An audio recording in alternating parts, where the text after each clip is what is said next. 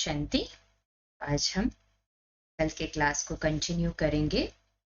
दादी जी के क्लास का टाइटल देवता बनने के लिए धैर्यता का गुण धारण करो। धैर्यता से हर कार्य अच्छा होगा। दादी जी 3 गुणों को विशेष धारण करने के लिए हमें कह रही है, धीरज, शांति और प्रेम। ये तो सभी जानते हैं कि टाइम थोड़ा है और काम बहुत करना है। कई नए होते हैं तो उनको रियलाइज कराते हैं, तुम काम थोड़ा करते हो, सोचते बहुत हो। जब कोई लौकिक में भी नया कार्य करने वाले होते हैं वो थोड़ा काम करते और सोचते बहुत है, तो उसमें टाइम और एनर्जी बहुत ज्यादा वेस्ट होती है ना।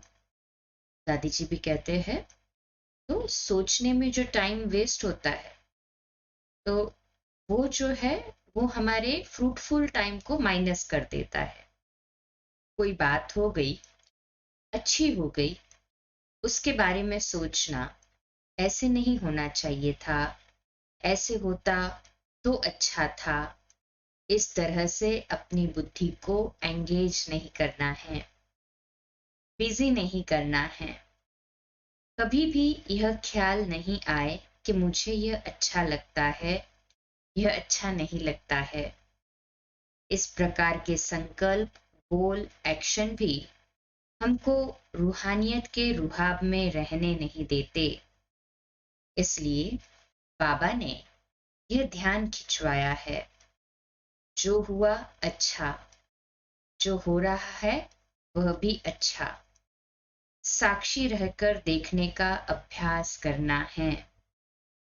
जैसे तपस्वी होते हैं, उनको देखकर लगता है यह उपराम कैसे है। उनकी महानता का प्रैक्टिकल स्वरूप है उपराम। करते हुए, देखते हुए अपनी स्थिति ऊपर है।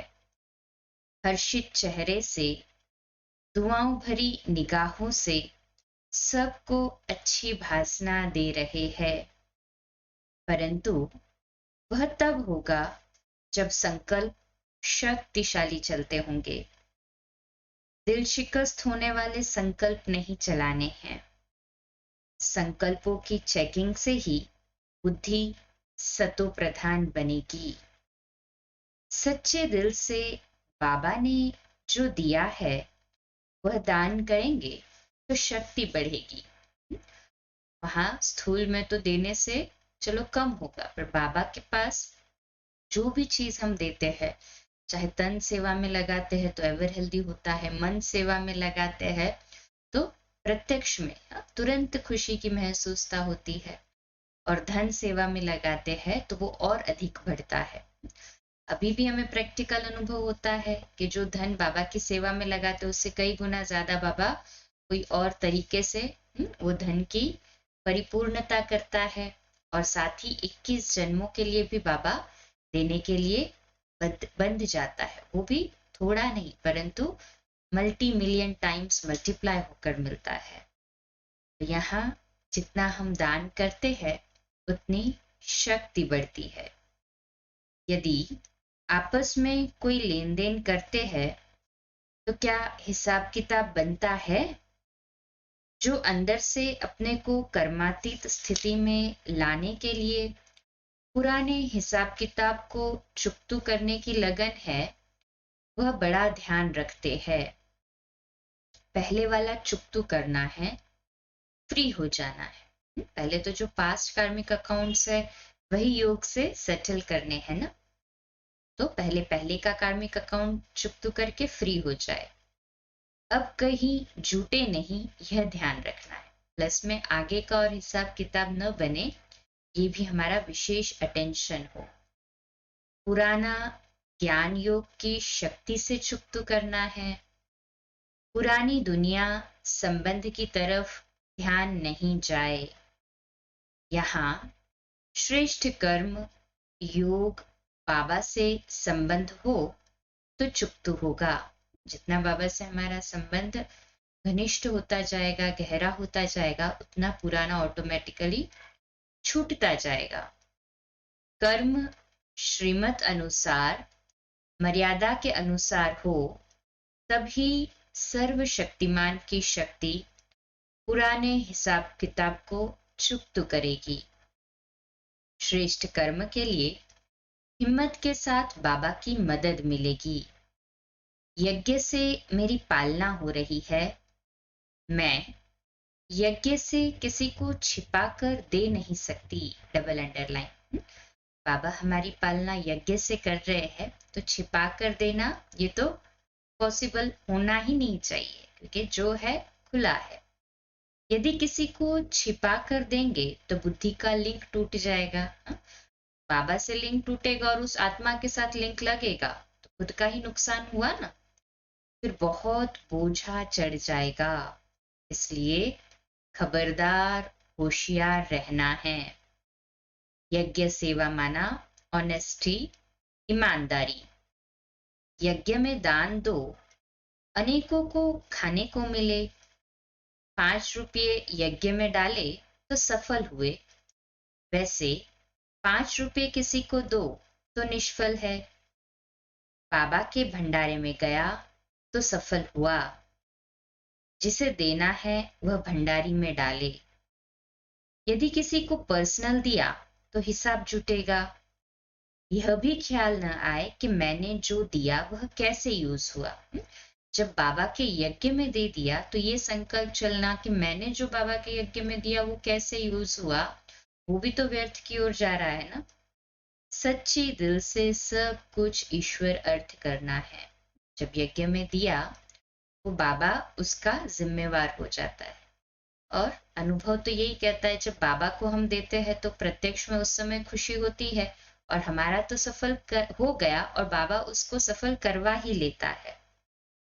दूसरी, आत्माओं की सेवा इसलिए करते हैं कि उसका भी ईश्वर से योग लग जाए। इसलिए नहीं करते कि यह बाबा को कितना पैसा देता है। हमारे पास तो सिस्टम ही नहीं है ना ये कि जो पैसा देगा उसी की पालना करो, जो नहीं देता है उसकी नहीं करो। जैसे स्थूल में स्कूल्स कॉलेजेस में जो फीस देगा उसको ही एंट्री है, उसी के लिए डिग्री है। परंतु यहाँ तो बाबा के पास वो लॉ ही नहीं है। कोई देता है तो करते हैं, ऐसे तो नहीं है ना। चाहे कोई भी हो, गरीब हो, साहूकार हो, चाहे कुछ देता हो या नहीं देता हो, यज्ञ में बाबा सभी की पालना समान रूप में करता है।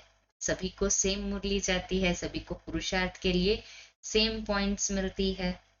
तो हमारा लिंक सदैव किसके साथ जुटा हो? बाबा के साथ जुटा हो। ये सब क्लियर हो कि इस प्रकार की सोच जो है हमारी, कौन सी सोच चल रही है, हम वो भी देखें। तो कोई देता है तो करते हैं, तो इस प्रकार के सोच हमको ऊंच पद नहीं पाने देंगे। Attention please. अगर सूक्ष्म में भी ये संकल्प आता है ना, जो देता है उसी को पालना मिलती है, उसी को पूछते हैं, माना ये भी हमको ऊंच पद पाने नहीं देंगे। हमारी लेन देन ईश्वर अर्थ है। हमारा तो कुछ है ही नहीं, जो है डायरेक्ट बाबा का है। बाबा करवा रहा है, इसलिए तो हम निश्चिंत रह सकते हैं। यदि हमारा समझा तो फिर चिंता आएगी। हमारी लेन देन ईश्वर अर्थ है। हमको दे रहा है ईश्वर। यज्ञ से जो मिलता है बांट कर खाते हैं। तो सूक्ष्म अटेंशन देना है कि मैं अपना हिसाब किताब किसी के साथ न जोड़ूं। अंत समय में मुझे किसी की याद न आए। देखो, जो देता भी है ना यज्ञ में, कभी हमारा सूक्ष्म में भी उसकी तरफ ध्यान नहीं जाता, क्योंकि उसने किया बाबा के लिए, सफल किया। तो हमारा तो कोई उसमें हिसाब किताब है ही नहीं, ना उस आत्मा के साथ में, ना किसी पदार्थ के साथ में। जो भी सेवा में है वो डायरेक्ट बाबा के अर्थ है। तो ये विशेष अटेंशन, ये सूक्ष्म अटेंशन देना है कि मैं अपना हिसाब किताब किसी के साथ न जोड़ूं। जो देता है उसके साथ ज्यादा बातें करे, उसके साथ उसको ज्यादा पालना दे, ताकि फिर दूसरों को फील हो कि ये ज्यादा दे रहे हैं इसलिए इनको पालना मिल रही है, हम नहीं दे पाते तो हमको पालना नहीं मिल रही है। तो ये भी सूक्ष्म में हमारे ऊपर बोझ चढ़ जाता है ना। इसलिए डायरेक्ट बाबा के अर्थ जा रहा है, बाबा द्वारा पालना मिल रही है। तो समान सभी के साथ में। अंत समय में मुझे किसी की याद न आए, क्योंकि जिसने दिया बाबा अर्थ दिया ना, हम कौन हुए। किसी को बाबा की याद के बदले अपनी याद नहीं दिलानी है, नहीं तो बोझ चढ़ेगा। कई है प्रवृत्ति में रहते भी ट्रस्टी है, तो यह संस्कार उनको मदद करते हैं। कई ऐसे बाबा के अनन्य रतन है ना, रहते प्रवृत्ति में है परंतु पूरा ट्रस्टी होकर पूरा बाबा को हिसाब देते हैं, और जो भी है सेवा अर्थ सफल भी करते हैं। तो सोचो उनका कितना बड़ा भाग्य है। प्रवृत्ति में रहते भी ट्रस्टी हो, बाबा के मददगार होते हैं ना। तो बाबा से कुछ छिपा हुआ नहीं है, बाबा के डायरेक्शन से चलते हैं, अपने लोभ मोह वश नहीं। बाबा हम बच्चों को सिंपल और रॉयल रहना सिखलाता है। कोई काम छिपकर करो तो मन खाता है, कुछ भी छिपा कर करते हैं ना तो मन खाता है। हिसाब किताब बनता है तो वो योगयुक्त बनने नहीं देता। हमारी जीवन और हर कार्य जो है खुली स्लेट के समान, जो है क्लियर है, कुछ छिपा हुआ नहीं, अंदर एक बाहर दूसरा नहीं। जब सच्चे और साफ दिल से होते हैं ना, तो योग भी हमारा अच्छा लगता है, लाइट भी होते हैं हम, और खुशी की भी अनुभूति होती है, क्योंकि कोई मैल नहीं है अंदर। कई पूछते हैं हमारा पता नहीं क्या हिसाब किताब है, चुप तो नहीं होता। कितना भी कड़ा हिसाब किताब हो, लेकिन कई बार ऐसी रियलाइजेशन आती है जो खेल लगने लगता है। तो कभी दिल शिकस्त नहीं होना है, किसी चीज को कठिन न कर ले, अंदर विश्वास के बल से सहज कर ले। कुछ गलती की हुई हो तो वह रियलाइज हो, फिर भविष्य में वह गलती न हो। Double underline. यदि अज्ञानवश कोई गलती हो भी गई हो तो इतना हल्का कर देते हैं हमें बड़े और बाबा कि उसको बाबा के पास बता दो और माफी मांग लो, और पुनः वो रिपीट ना हो, ये बाबा के पास में संकल्प ले लो। भविष्य में वो गलती नहीं होगी तो बोझ भी नहीं चढ़ेगा।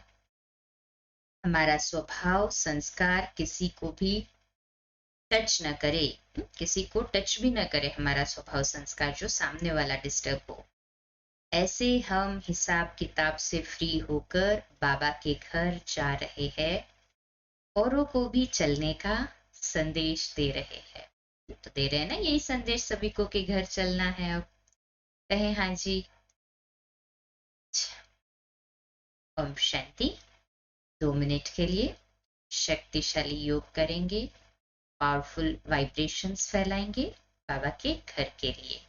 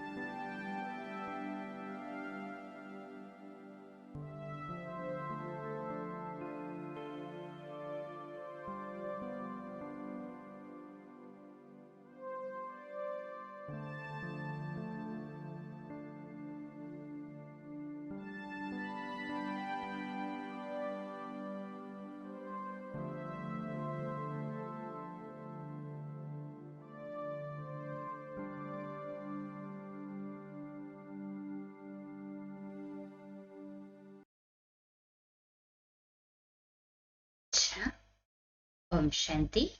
कल सुबह लाइव अमृत वेला मिलेंगे 3:30 से 4:30 मेडिटेशन और 4:30 से 5 मुरली के लिए, और रोज की तरह रात्रि क्लास 8:45 बजे। अच्छा, ओम शांति।